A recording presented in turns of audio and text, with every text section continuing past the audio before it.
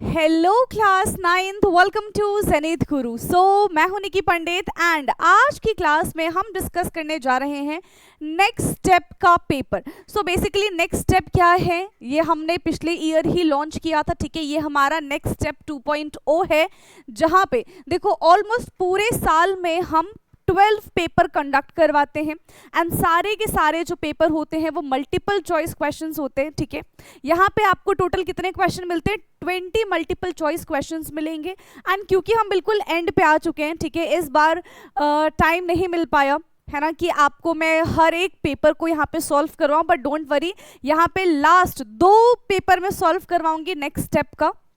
ठीक है, और जिसमें फुल सिलेबस रहेगा, चाहे फिजिक्स हो, केमिस्ट्री हो, बायो हो, तीनों की मतलब तीनों सब्जेक्ट के यहाँ पे क्वेश्चंस आपको दिख जाएंगे, यानी कि साइंस का फुल सिलेबस रहने वाला है।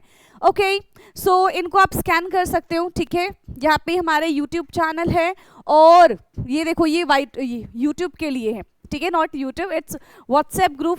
ठीक है, फॉर यूट्यूब स्टूडेंट्स, राइट। और इस पे जाके आप गूगल रिव्यू भी दे सकते हैं। Okay, so this is our paper, है ना। और यहाँ पे तो देखो मैं क्वेश्चन कराऊंगी, ये तो जाहिर सी बात है, लेकिन आपको भी खुद से क्वेश्चन सॉल्व करना है।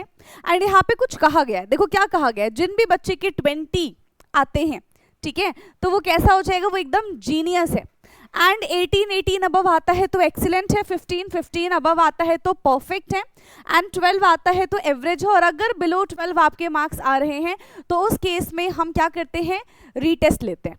ठीक है, तो आप मुझे कमेंट करके बताओगे कि इस 20 MCQ के पेपर में आपके कितने मार्क्स आ रहे हैं, आप इनमें से कौन सी कैटेगरी में आ रहे हो। ठीक है, तो आप बस अपनी कैटेगरी लिख देना कि हाँ हम जीनियस है, हम एक्सीलेंट है, हम परफेक्ट है या फिर एवरेज है। ठीक है, या फिर अगर आपके वैसे तो नहीं आने चाहिए क्योंकि इतनी हमने प्रैक्टिस की है, लेकिन फिर भी अगर आपके और कम नंबर आते हैं तो आप वो भी कॉमेंट करके बता सकते हो। ठीक है, क्लियर है। एंड अगर आपको और नेक्स्ट स्टेप के क्वेश्चन पेपर चाहिए तो उसके लिए भी आप कमेंट कर सकते हैं। ओके, चलिए, so let's start today's class and 20 के 20 क्वेश्चंस हम यहाँ पे कर लेते हैं डिस्कस।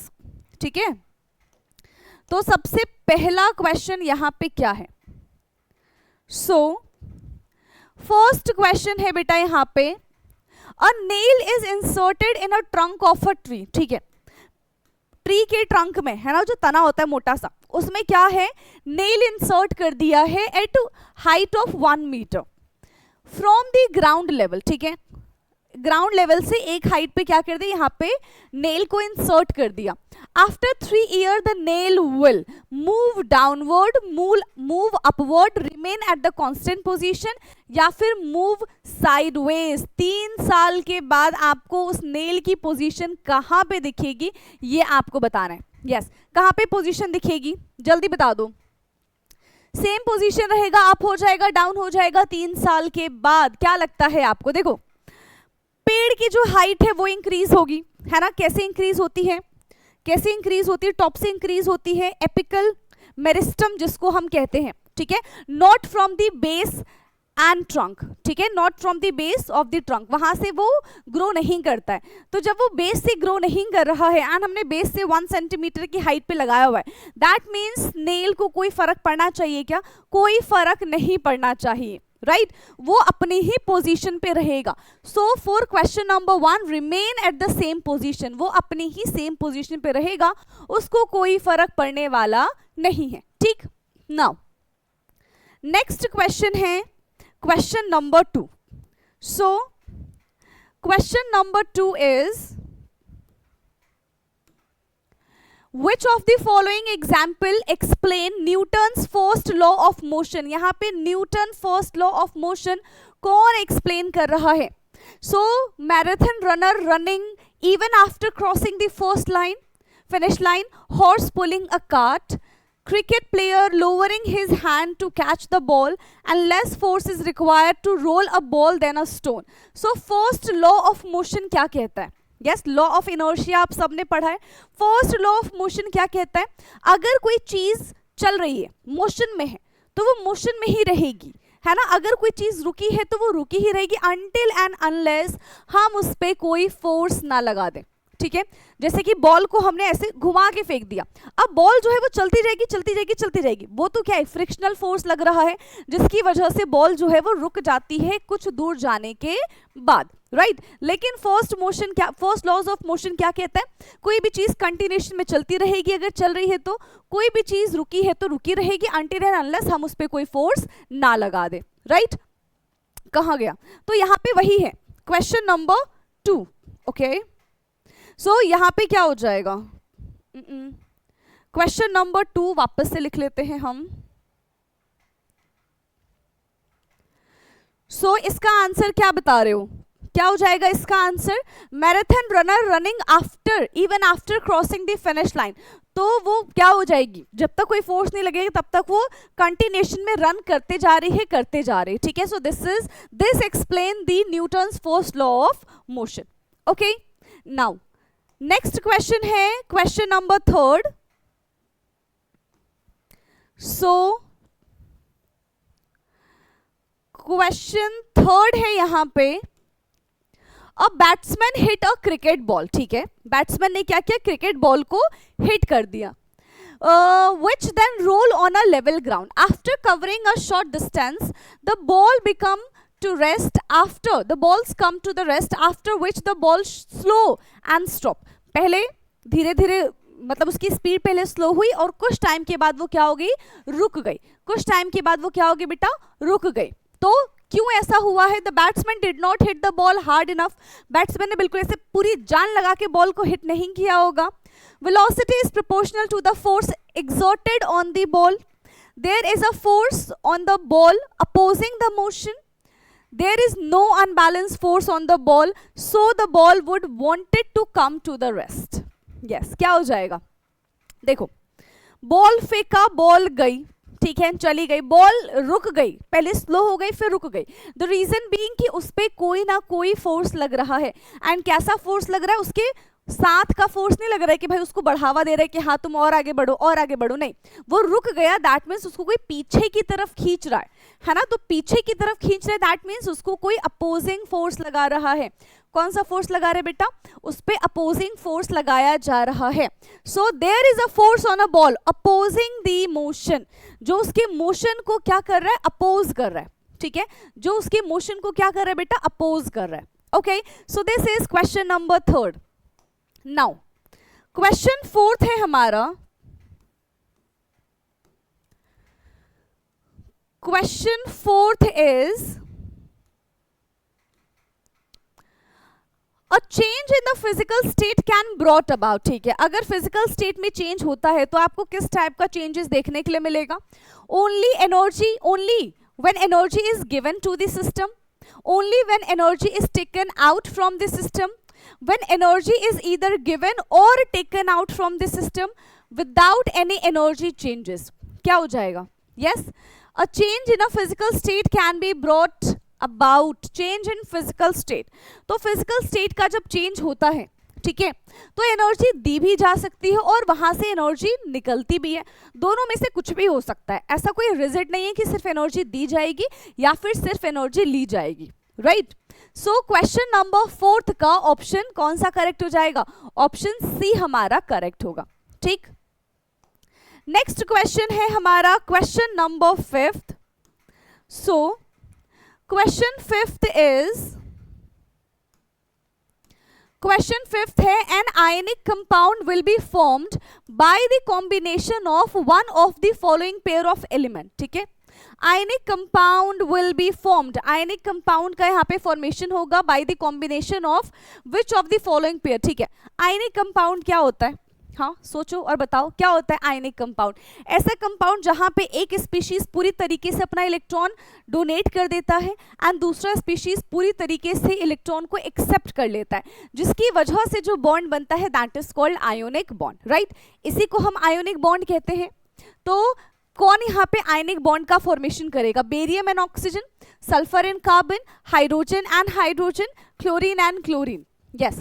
आयनिक बॉन्ड किसके बीच में बनता है, हमेशा मेटल एंड नॉन मेटल के बीच में बनता है, किसके बीच में बनेगा, हमेशा मेटल एंड नॉन मेटल के बीच में बनेगा, non metal non metal non metal non metal, ठीक है, सल्फर कार्बन नॉन मेटल, बचा कौन, only option 1 barium and oxygen.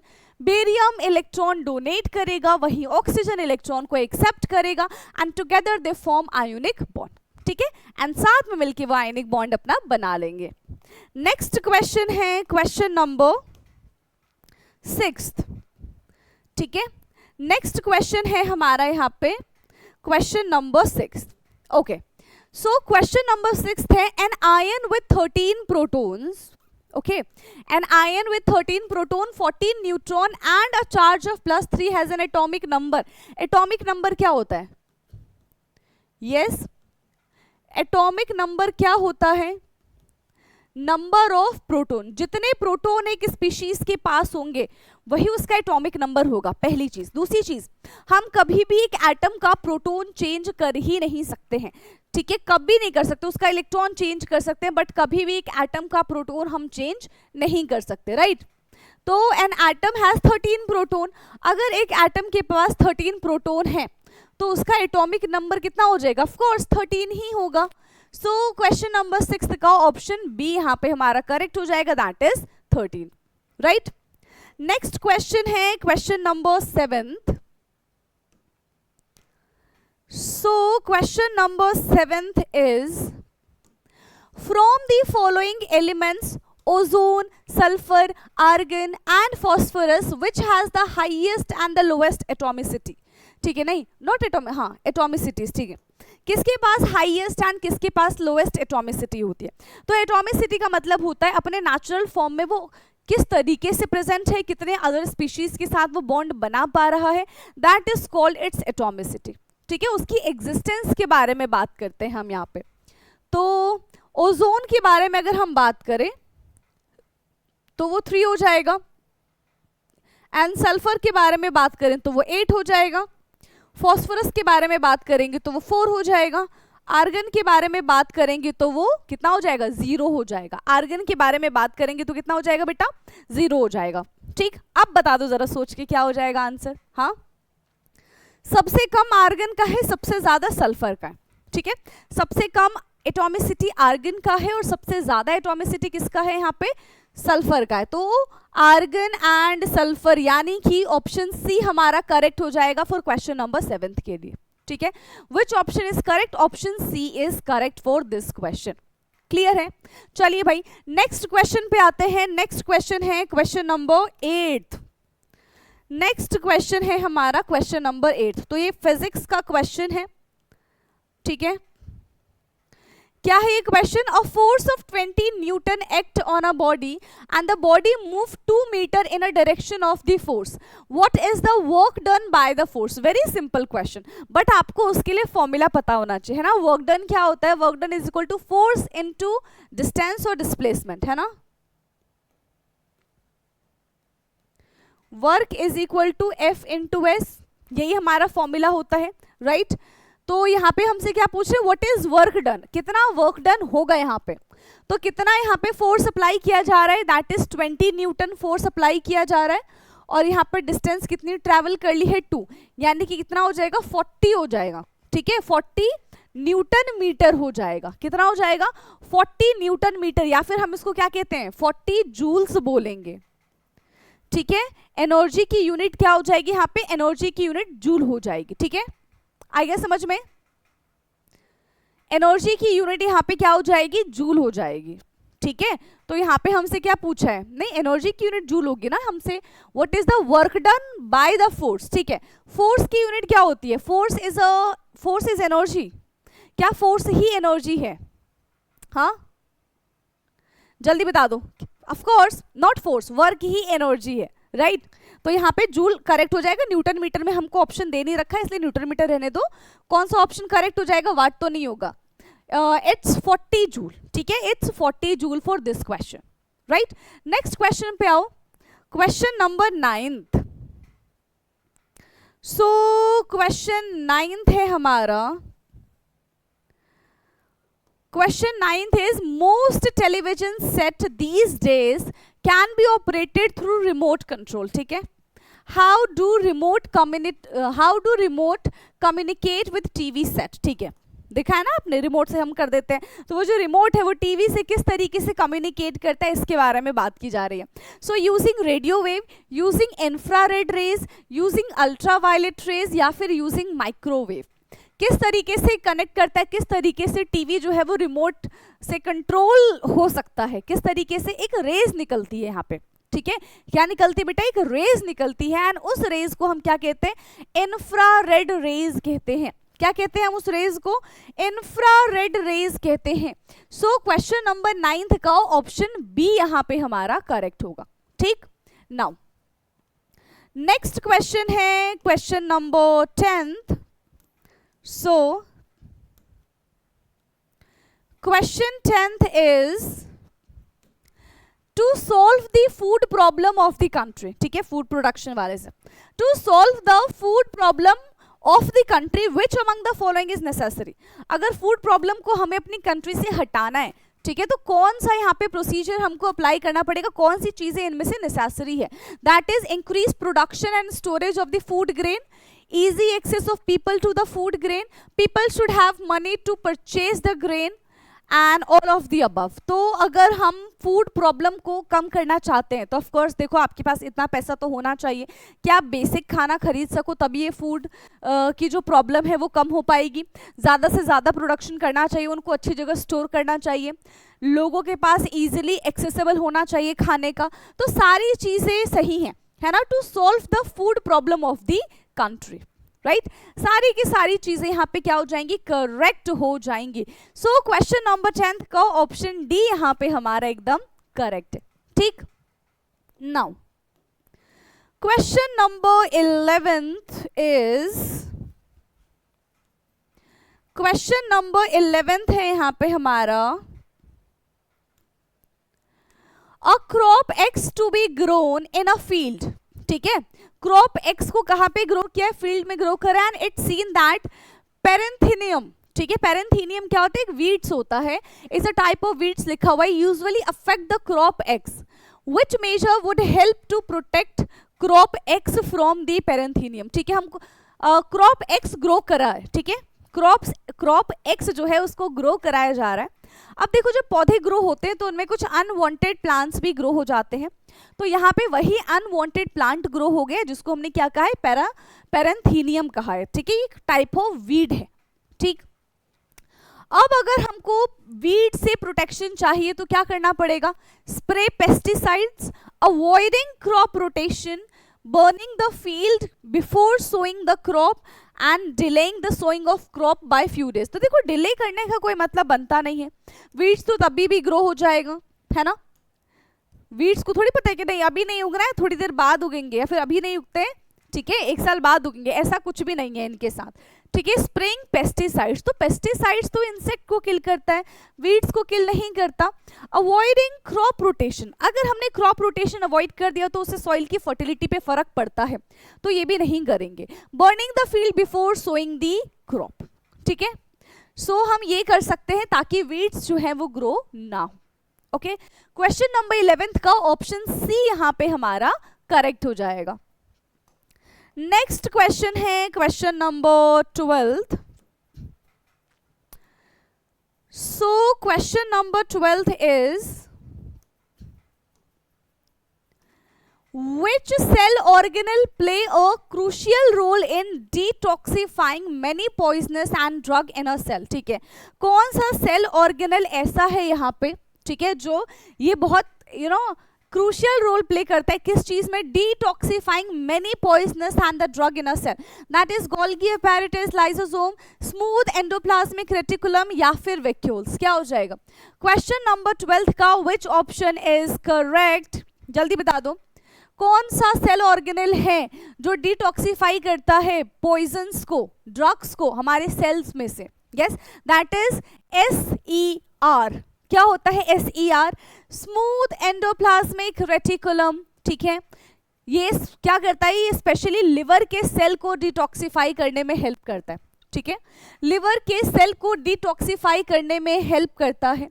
Question number 12th का ऑप्शन सी यहां पे हमारा करेक्ट हो जाएगा, राइट। नाउ नेक्स्ट क्वेश्चन है question number 13th। So question 13th is which of the following are covered by single membrane? कौन सा इसमें से ऐसा है जिसके पास सिर्फ एक ही मेम्ब्रेन होता है? ठीक है, सिंगल मेम्ब्रेन। देखो आपको पता है कि कुछ ऐसे भी यहाँ पे ऑर्गेनेलीज हैं जिनके पास सिंगल मेम्ब्रेन होता है, जिनके पास डबल होता है, जिनके पास होता ही नहीं है। ठीक है, तो ऐसे कौन सी ऑर्गेनेलीज है ये हमको बताना है। माइटोकॉन्ड्रिया, वैक्यूल्स या फिर लाइसोसोम। तो यहाँ पे क्या दिख रहा है आपको? Vacuole and lysosomes. Yes, mitochondria के पास तो डबल मेम्ब्रेन होता है। ठीक है, माइटोकॉन्ड्रिया के पास क्या होता है? आपको डबल मेम्ब्रेन दिख जाएगा माइटोकॉन्ड्रिया में। बाकी यहाँ पे सिंगल मेम्ब्रेन के बारे में बात कही गई है, so that is B and C. ठीक है, सिंगल मेम्ब्रेन के बारे में बात कही गई है, that is B and C. So question number 13 का ऑप्शन डी यहाँ पे करेक्ट हो जाएगा। Okay, now question number 14 and कहाँ है क्वेश्चन 14? ओके, सो क्वेश्चन 14 है यहाँ पे, cooking gas is known as LPG. Cooking gas को हम क्या कहते हैं? LPG. LPG is liquefied petroleum gas.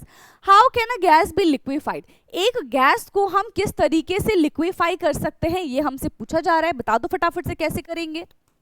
So when pressure is applied to the gas, when temperature of a gas is increased, when gas is mixed with a liquid substitute, ठीक है, and when a force of attractions between particles is reduced. तो cooking gas as a LPG, तो how gas can be liquefy? अगर हमें gas को liquefy करना है, सोचो गैस के पार्टिकल होते हैं इतने दूर दूर, लिक्विफाई करेंगे मतलब इसके पार्टिकल्स आ जाएंगे पास पास। तो दूर पार्टिकल्स को अगर मुझे पास करना है तो क्या करूंगी? उसके ऊपर भर भर के प्रेशर लगा दूंगी। क्या करूंगी मैं? उसके ऊपर भर भर के प्रेशर लगा देंगे हम, और जैसे ही उस पर प्रेशर लगेगा, ठीक है, वो क्या हो जाएंगे? पास पास आ जाएंगे, एंड गैस से वो लिक्विड बन जाएंगे। ठीक है, गैस से क्या बन जाएंगे बेटा? वो लिक्विड बन जाएंगे। तो कौन सा ऑप्शन करेक्ट दिख रहा है? ऑप्शन ए करेक्ट है यहाँ पे। When pressure is applied to the gas, when pressure is applied to the gas is the correct answer. Now next question है question number 15th. So question 15th is during summer water kept in earthen pot. ठीक है, गर्मियों के time पे क्या होता है कि जब हम पानी को मटके में रखते हैं, जैसे अभी का जो टाइम है, ठीक है, तो अगर हमने पानी को मटके के अंदर रखा, ठीक है, तो क्या हो जाएगा? पानी को मटके के अंदर रखेंगे, बिकम कूल, ठंडा ठंडा हो जाएगा। एंड दिस फिनोमिना ऑफ, ये कौन सा फिनोमिना है हमारा? जरा ये बता दो। यस, कौन सा फिनोमिना है ये हमारा? डिफ्यूजन, ट्रांसपिरेशन, डिस्टिलेशन या फिर इवापोरेशन, जिसकी वजह से मटके का पानी ठंडा हो जाता है ना? जिसकी वजह से मटके का पानी ठंडा हो जाता है, दैट इज, हाँ कौन सा होगा? That is evaporation. ठीक है, इवापोरेशन कॉज कूलिंग। तो इवापोरेशन कॉज कूलिंग की वजह से मटके का पानी हमको ठंडा ठंडा मिलता है। ओके, नाउ क्वेश्चन नंबर 15 के बाद बात करते हैं क्वेश्चन नंबर 16 के बारे में। सो क्वेश्चन 16 इज, चलिए, the temperature at which vapour pressure of a liquid become equal to the atmospheric pressure is called. जहां पे वेपर प्रेशर जो है वो एटमॉस्फेरिक प्रेशर के बराबर हो जाता है, उसको हम क्या कहते हैं? Yes, vapour pressure become equal to the atmospheric pressure is known as melting point, boiling point, ignition temperature या फिर सब्लिमेशन टेम्परेचर। क्या कहते हैं बेटा उसको हम? यस, क्या कहेंगे उसको? जल्दी बता दो। Vapour pressure become equal to the atmospheric pressure is called boiling point, और इसी पे हमारा पानी जो है वो बॉईल होना स्टार्ट होता है। या फिर हम कहते हैं कि जब, ठीक है, यहाँ पे वेपर प्रेशर एटमॉस्फेरिक प्रेशर के इक्वल हो जाता है तब बॉइलिंग पॉइंट शुरू होता है। ओके, सो क्वेश्चन नंबर 16 का ऑप्शन बी यहाँ पे हमारा करेक्ट हो जाएगा। नाउ नेक्स्ट क्वेश्चन है क्वेश्चन 17। चलिए, so question 17 is, Which of the following is responsible for bamboo's stem rapid extension? ठीक है, तो बैम्बू की जो स्टेम होती है, देखो बैम्बू के बारे में एक बहुत अच्छी बात क्या कही जाती है, ठीक है, कि बैम्बू का जो पेड़ है, ठीक है, वो जो बैम्बू ट्री है वो उगाना बहुत ऐसे सब्र का काम होता है, ठीक है। ऐसा मैंने सुना है कि बैम्बू को उगाने में, उसका एक छोटा सा इतना पत्ता आने में, ठीक है, जमीन से ऊपर दिखने में ही कम से कम 5 साल लग जाते हैं। एंड जब वो एक बार उगना शुरू होता है तो हर टाइम ऐसा बोल सकते हैं कि हर दिन कुछ कुछ कुछ कुछ सेंटीमीटर वो बढ़ता रहता है, ठीक है। सो यहाँ पे क्या पूछ रहे हैं कि विच of the following is responsible for the bamboo stem rapid extension, किसकी वजह से बैम्बू स्टेम में रैपिड एक्सटेंशन होता है? दैट इज लेटरल मेरिस्टम, ठीक है, इंटरकैलरी मेरिस्टम, एपिकल मेरिस्टम या फिर कैम्बियम, किसकी वजह से होता है? यस, क्वेश्चन नंबर 17 का विच option is correct? That is intercalary meristem, है ना, क्या हो जाएगा? Intercalary meristem. ये बेसिकली हेल्प करता है, ठीक है, रैपिड ग्रोथ में, और यही इंटरकैलरी मेरिस्टम जो है वो ग्रासेस एंड बैम्बूज दोनों में हेल्प करता है फॉर रैपिड ग्रोथ, ठीक है। आपने देखा ना, ग्रास अभी काट दो, कुछ टाइम के बाद वापस से उग जाएंगे, so due to this intercalary meristem, ठीक। Next question, question number 18। Okay, इसका एक पार्ट नीचे चला गया है, ठीक है। Question number 18 is question number 18।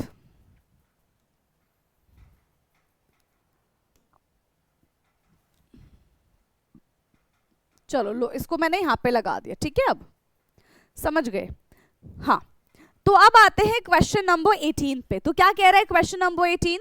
A paper and a stone are dropped from a top of the building. Paper और स्टोन को बिल्कुल ऐसे हाइट से बिल्डिंग से नीचे हमने गिरा दिया। Which one will reach the ground first and why? कौन सी चीज ग्राउंड पे सबसे पहले आएगी और क्यों आएगी, इसका आंसर भी आपको बताना है, ठीक है। So the stone because it is heavier, the stone only because it faces much less air resistance, the paper because it is lighter and the paper only when it faces much lesser air resistance। तो कौन सी चीज जल्दी नीचे आ जाएगी, कौन सी चीज पहले ground को टच करेगी? यस, कौन सी चीज? तो यहाँ पे ऑफ कोर्स आपको ही पता है कि स्टोन जो है, यहाँ पे हम वैक्यूम के बारे में बात नहीं कर रहे, ये चीज याद रखना है ना। देखो वैक्यूम में क्या होता है कि वहां पे एयर वर्क नहीं कर रहा, तो सबका मास कितना हो जाता है? इक्वली हो जाता है। तो अगर वैक्यूम में आप स्टोन, पेपर, फेदर सबको ऐसे नीचे फेंकोगे तो सब एक ही टाइम पे नीचे आएंगे। लेकिन यहाँ पे अभी हमने वैक्यूम क्रिएट नहीं किया है, तो क्या हो जाएगा? कौन सी चीज पहले नीचे आ जाएगी? स्टोन। कौन सी चीज पहले नीचे आ जाएगी बेटा? यहाँ पे स्टोन नीचे आ जाएगा। कैसे? Stone only because it faces much less air resistance, ठीक है, because it faces less air resistance, ठीक है। And in presence of air की अगर हम बात करें तो पेपर जो होता है, ठीक है, वो जल्दी जल्दी मूव करेगा, है ना, और फिर वो धीरे धीरे आके गिरेगा। लेकिन वैक्यूम में दोनों के दोनों चीजें यहाँ पे एक साथ गिरती है। तो यहाँ पे ऑप्शन बी करेक्ट हो जाएगा फॉर क्वेश्चन नंबर 18, ठीक है। क्वेश्चन नंबर 18 के लिए ऑप्शन बी यहाँ पे हमारा करेक्ट है, राइट। नाउ नेक्स्ट क्वेश्चन है क्वेश्चन नंबर 19 एंड देन 20 और फिर the end. So 19th question is, चलिए क्या है 19th question? When a ship float in sea water, जब शिप जो है, ठीक है, किस पे फ्लोट करती है? सी वाटर पे फ्लोट करती है। The weight of water displace is larger than the weight, ठीक है, शिप का जितना वेट है उससे ज्यादा पानी डिस्प्लेस हो जाता है। The weight of the water displace is less than the ship's weight, जितना शिप का वेट है उससे कम पानी डिस्प्लेस होता है। The weight of the water displace is equal to the ship, बराबर बराबर होता है। या फिर इट डिस्प्लेस नो वाटर, या फिर यहाँ पे कोई भी डिस्प्लेसमेंट नहीं होता है। क्या लगता है तुमको? हाँ, क्या लगता है बताओ जरा सा। आर्किमिडीज प्रिंसिपल पढ़ा है ना? यस और नो? आर्किमिडीज प्रिंसिपल आप सबने पढ़ा है। वहां पे क्या होता है, जितना एक बॉडी का वेट है, जब उसको पानी में डालेंगे तो उसके वेट के बराबर ही पानी वहां से क्या हो जाएगा? डिस्प्लेस हो जाएगा। उसके वेट के बराबर ही पानी वहां से डिस्प्लेस हो जाएगा। सो क्वेश्चन नंबर 19 का ऑप्शन सी हमारा करेक्ट हो जाएगा। Question number 19 option C is correct, ठीक है, बढ़िया है, नेक्स्ट क्वेश्चन पे आते हैं. Now the last question of today's class, और ये भी हमारा फिजिक्स का ही क्वेश्चन है. चलिए, so question 20 is a body has a mass of 2 kilogram. ठीक है, एक बॉडी का मास कितना है? 2 किलोग्राम है. When will the mass of body change? अब इसका मास कब चेंज हो सकता है? देखो, एक चीज हमने क्या पढ़ी कि मास ना कभी चेंज नहीं होता. वेट चेंज हो सकता है बट मास चेंज नहीं हो सकता. जैसे आपकी बॉडी है, आप हो, ठीक है, आपका मास जितना यहाँ पे है, आप किसी भी प्लैनेट पे चले जाओ, कहीं भी चले जाओ, आपका मास चेंज नहीं हो सकता अनटिल एंड अनलेस. ठीक है, अनटिल एंड अनलेस कि हो सकता है कि मान लो आप अपनी बात ना करें, ठीक है, मैं ये पेन लेके चलती हूँ, ठीक है, इसका मास हर जगह सेम रहेगा. लेकिन अगर मैंने इसको आधा काट दिया, तोड़ दिया, ठीक है, तो उसको कहीं और लेके जाएंगे तो उसका मास ऑफ कोर्स चेंज होगा, क्योंकि इसका आधा मास हमने खुद ही पहले हटा दिया, टूट गया. ठीक है, so when a body is taken to the moon, no weight पे फर्क पड़ता है, मास पे फर्क नहीं पड़ता. When the body is dropped from the height, उससे क्या ही फर्क पड़ेगा. When the body is being pulled along the smooth surface, no. When the mass of the body will not change unless it is cut or broken. Yes, mass कभी भी change नहीं होता. इस पेन का मास कभी भी चेंज नहीं होगा until and unless. Until and unless मैं क्या करूं, इसको आधा कट कर दूं, ठीक है, तो ही इसका मास चेंज हो पाएगा. सो अब यहाँ पे हमारे सारे के सारे क्वेश्चंस होते हैं खत्म. एंड देखो, इस ईयर लिटरली सच में टाइम नहीं मिला कि सारे के सारे पेपर हम यहाँ पे डिस्कस कर पाए, बट ऑफलाइन यहाँ पे हमने सारे के सारे पेपर सॉल्व कराए हैं बच्चों से. ठीक है, बट वैसे भी इस बार अब आपका सेशन ओवर हो चुका है. नेक्स्ट सेशन में जब आप 9th वाले बच्चे है ना 10th में चले जाएंगे, तो पूरी कोशिश करेंगे कि हर मंथ हम ये अपना जो नेक्स्ट स्टेप है, ज़ेनिथ गुरु नेक्स्ट स्टेप, उसको हम फॉलो कर पाए ऑनलाइन में भी. राइट, मैं पूरी कोशिश करूंगी. बट अभी देखो, मैंने एक पेपर आपके लिए बना दिया है ना, जो आज आपको होली वाले दिन देखने के लिए मिल जाएगा. And happy Holi. ठीक है, एक और पेपर मैं आपके लिए बनाऊंगी जिसमें अगेन फुल सिलेबस रहने वाला है, जिसमें फिजिक्स, केमिस्ट्री एंड बायो तीनों की तीनों चीज़ें हम डिस्कस करेंगे, और उसमें भी 20 मल्टीपल चॉइस क्वेश्चंस रहेंगे. ओके, सो अब हमारी मुलाकात होगी अपने नेक्स्ट क्लास में. तब तक के लिए bye bye and happy Holi. खेलते रहो होली भाई, और बुरा ना मानो, होली है. बाय.